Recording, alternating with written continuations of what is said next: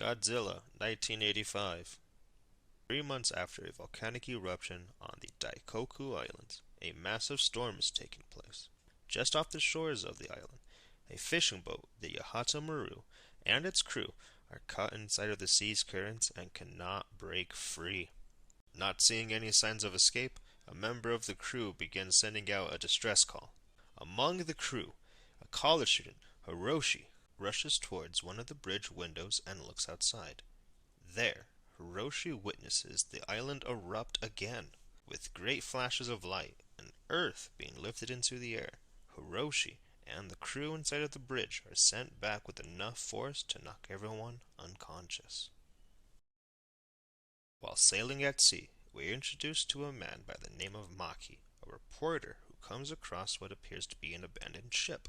But, upon further examination, Maki notices that the ship is in fact the reportedly missing Yahata Maru and goes aboard to investigate. Once inside, Maki begins to search the lower decks for any sign of the crew, only to find that the crew is already dead. Gathering his composure and determined to find more answers, Maki continues his search, only to find more bodies of the crewmates, this time scattered about the cabin and holding weapons, as well as the cabin floor being covered in some type of extract.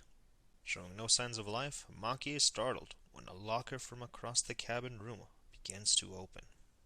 Opening the locker, Maki discovers Hiroshi, and upon first examination, believes that he is dead, only to discover that he is only unconscious and attempts to wake him. Suddenly, Maki is attacked from behind and quickly overpowered by what is responsible for the deaths upon the ship and begins to fight for his life. And just as the creature goes for his throat, it is killed, and Maki is saved by a now conscious Hiroshi. Above deck and being treated for his wounds, Hiroshi begins to describe the events of what he saw the night of the storm. He begins by saying it was a monster, that the island rose up out of the sea, like an enormous rock. It was alive. And at that very moment, the Japanese Coast Guard locate the missing fishing boat and are also flagged down, rescuing both men, taking them back to civilization.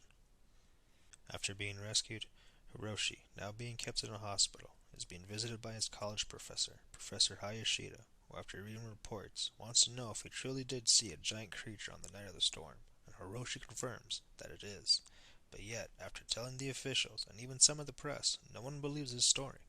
Upon hearing that, Professor Hayashida hands him some photographs, and Hiroshi begins to cycle through them. After being told that the photograph is of a giant creature from 1954, Hiroshi tells Professor Hayashida that the one that attacked him on the night of the storm and the one here are completely identical. At his residence, the Japanese Prime Minister is informed of Godzilla's existence, but is told not to be alarmed by a fellow cabinet member. He explains that there is no evidence or even a reason for Godzilla to come to Japan, and should be left alone. Not wanting to cause a panic, the Prime Minister decides to keep Godzilla's existence secret until more information can be gathered and a better plan made. Meanwhile, 300 meters underneath the North Pacific Ocean, a Soviet nuclear-powered submarine is sailing near Japanese waters when a member of the crew begins detecting a massive object moving, saying that the target is approaching at alarming speeds and is getting closer. After going over all possibilities of what the object might be, the higher-ranking officers agree it's an American submarine, and not wanting to be attacked first, the Soviets fire 2 torpedoes at the object and submerge another 100 meters. Both shots being direct hits, with no sign of a counterattack. The Soviets assume they destroyed their pursuer, to only find that the target is still following them, and is now right above them. Hearing the sounds of something hovering above, the submarine is hit and begins taking on huge amounts of water. With the control room now flooded, the submarine explodes with an enormous flash of energy, only to be dwarfed in the hands of something even bigger. Back on Japan, its foreign minister urgently enters the Prime Minister's office, informing him that the Soviets have announced that one of their nuclear subs, while sailing in Japanese waters, was destroyed, and that the ones responsible were the Americans. When asked what the Americans' response was, the foreign minister replies saying that they had nothing to do with it, as well as adding that the Soviets want to push towards military escalation, cementing the first steps of nuclear war. After investigating the areas around the submarine's last known locations, the Japanese government found photographic evidence that the submarine wasn't destroyed by the Americans as the Soviets so claimed, but was in fact destroyed by Godzilla. Understanding that this new revelation could very well stop nuclear war between two superpowers, the Prime Minister orders a press conference to be held, and there they reveal the truth, as well as revealing the existence of the King of the Monsters. With the public now aware of Godzilla's existence, the Japanese government unanimously agreed that the best course of action to take is a full military assault, with even a military official saying with confidence that they'd be able to handle anything Godzilla throws their way. Not only that, but the Prime Minister authorizes the use of the capital's most advanced weapon, the Super Rex.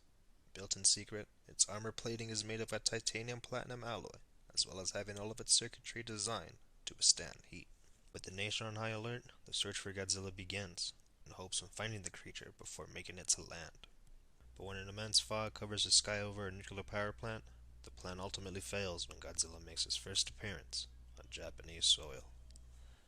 Arriving by air, Hiroshi Maki and Professor Hayashida make it to the power plant just in time to witness Godzilla destroying the entire facility, as well as pulling out the reactor core and absorbing its energy. As this is happening, a flock of birds fly overhead, pulling all of Godzilla's attention away from the reactor core, as well as the plant itself, almost hypnotizingly luring him back out to sea. Taking his new discovery to the Japanese government, Professor Hayashida theorizes that Godzilla acts out on an animal instinct, and that he only followed those birds due to their migrating signal. He also proposes a plan that will lead Godzilla away from Japan, to a volcano where they could lure the beast inside, trapping him using a controlled eruption. When told that the task for destroying Godzilla should be left to the military, the Prime Minister disagrees, saying that if the military were to fail, Professor Hayashida's plan is the only hope Japan has in stopping Godzilla, and agrees to help him. Without a moment to spare, the military began putting the professor's plan into full motion. Lining the entire volcano with multiple explosives, construction is completed, with nothing left to do but wait. But they wouldn't have to wait very long, because emerging out of the depths of Tokyo Bay is Godzilla, and once out in the open, the military opens fire, sending everything they got his way. As the smoke clears, Godzilla is still standing, and with one swift motion, he unleashes his atomic breath, removing any obstacle that stood in his way, and with a great flash, it was over.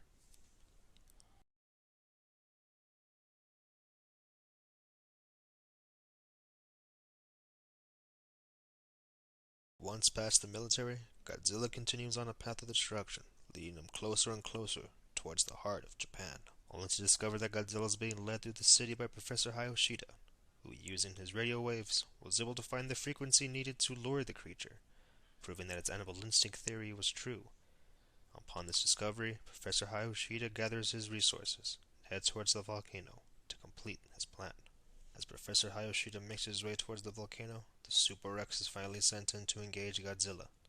The crew, being told that he might be more animalistic than led to believe, sends out a signal flare in hopes to disorient the creature, which immediately works, because the moment Godzilla notices the flare, he opens his mouth with a mighty roar, giving the gunman of the Super X enough time to fire a cadmium shell into Godzilla's mouth, stopping the monster's heart entirely, forcing him to collapse into a nearby skyscraper, motionless and defeated.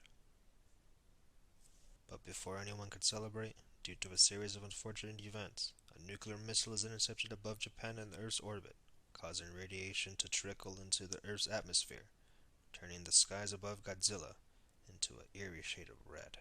Due to immense levels of radiation in the air, the electromagnetic pulses have damaged the Super X's rotary system, forcing the crew to land the Super X. And as they attempt to get the ship back up and running, the sky turns from a crimson red to a stormy black, as radioactive lightning begins to strike Godzilla on his dorsal fins.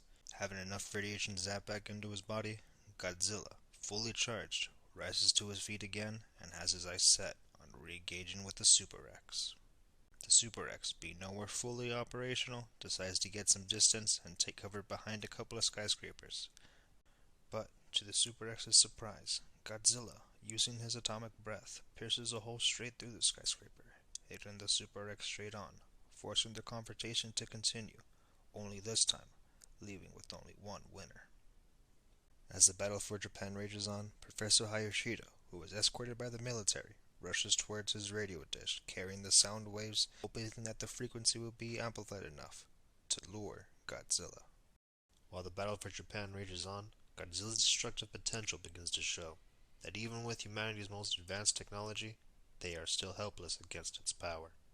But at that very moment, Professor Hayashida begins amplifying the radio waves, transmitting the signal that will pull Godzilla away from the Super X as the crew inside begin to fall back. Getting as far as they can, and after taking on too much damage, the Super X becomes immobilized. Godzilla, seeing this, destroys the Super X, leaving Japan defenseless, and leaving nothing left to challenge him. And from here on out, it's pretty much the end. Godzilla, hearing the call, begins to head towards the transmission, leaving Japan in ruins, and begins his journey by sea. Now, as to why the transmission works, I'd first have to agree with Professor Hayashida's theory, in that Godzilla is only following a migrating signal like any animal would, with others of its kind. I only add in the fact that, at this point in time, Godzilla is the only one of his kind. So hearing the call of what appears to be others like him, he can't help but go, hoping that once he arrives at where the call was coming from, he'll find others of his species. But he doesn't. Instead, Professor Hayashida gives Hiroshi the signal, and they begin detonation of the explosives they planted, and their controlled eruption erupts, sending Godzilla back from where he came, back to the heart of a volcano, where he will be left alone for the rest of his days.